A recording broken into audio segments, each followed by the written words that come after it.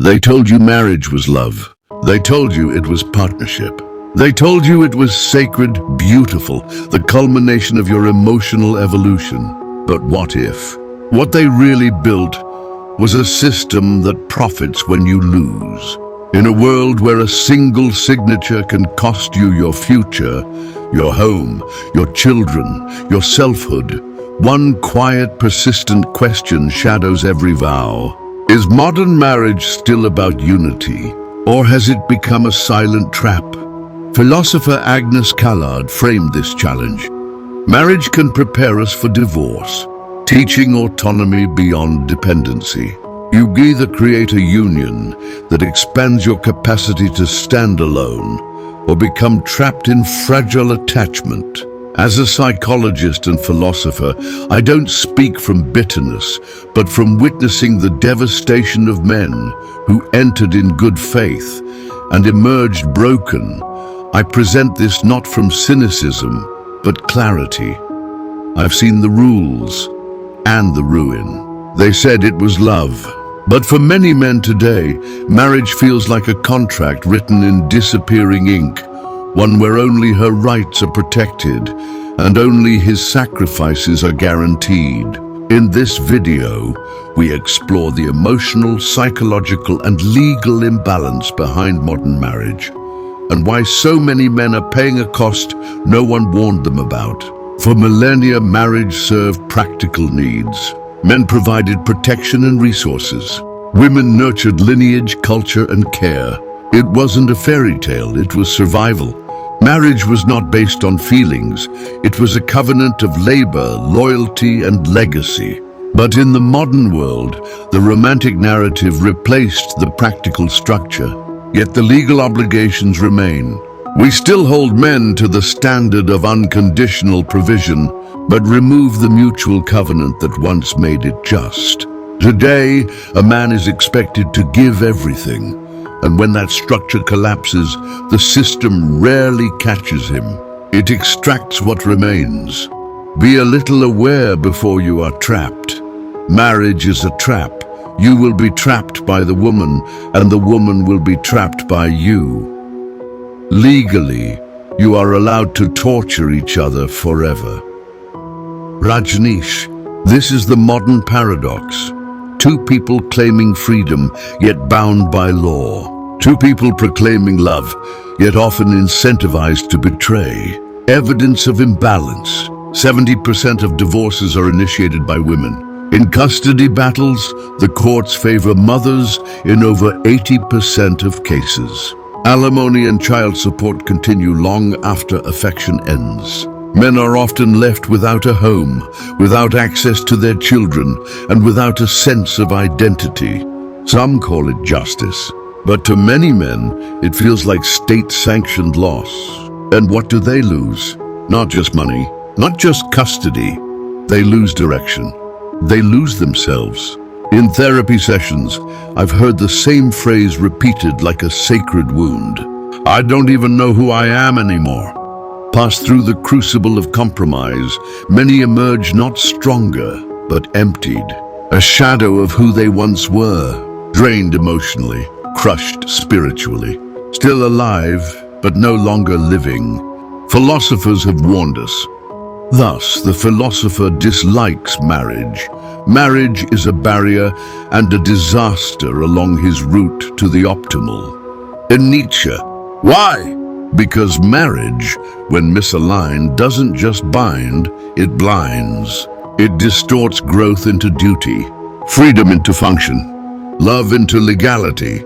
And as Nietzsche also observed, it is not a lack of love, but a lack of friendship that makes unhappy marriages. Today, many marriages aren't failing because of malice. They're failing because they were never rooted in true companionship, just expectations, unspoken rules, and idealized fantasies. Imagine marriage as a dance, but only one partner knows the choreography, and the other pays dearly for every misstep. Socrates once quipped, "By all means marry. If you get a good wife, you'll become happy. If you get a bad one, you'll become a philosopher."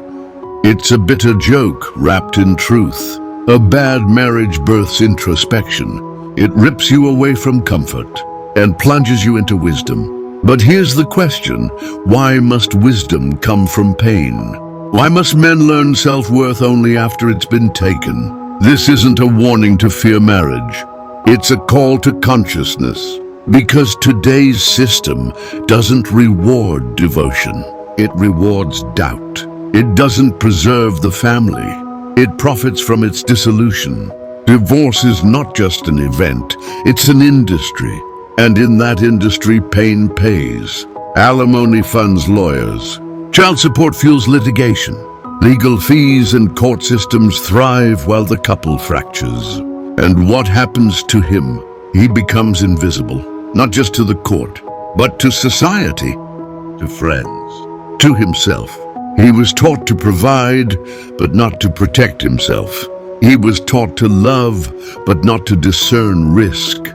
He was taught to say, "I do," but never taught what he was agreeing to. You aren't powerless. You can redefine commitment, not by rejecting love, but by elevating it. You can form conscious contracts, relationships built not on default expectations, but deliberate values. You can ask, what are we building? What do we each protect? What do we owe to each other and to ourselves? You can build companionate unions, ones rooted in shared purpose, mutual evolution, and honest autonomy. Where love is chosen, not coerced. Where growth is mutual, not transactional. Where leaving isn't betrayal, but a respected possibility if the path diverges. Philosopher Agnes Callard reframed marriage in this way. Marriage prepares us for divorce, not by making it inevitable, but by teaching us to become autonomous within intimacy. Let that sink in. The highest marriages don't make us dependent. They sharpen our independence, even as we share our lives.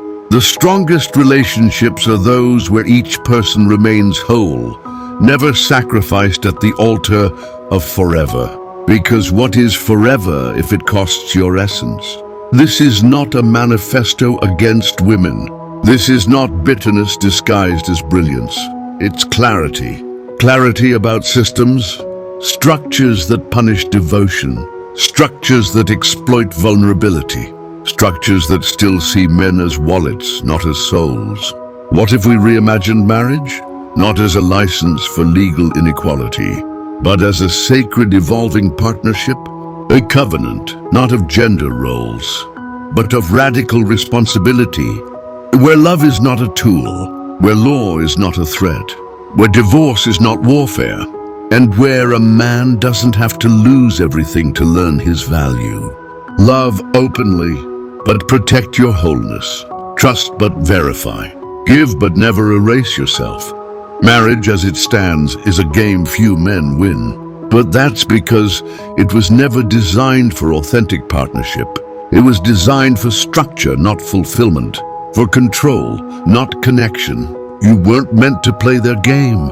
You were meant to design your own. Choose clarity. Choose agency.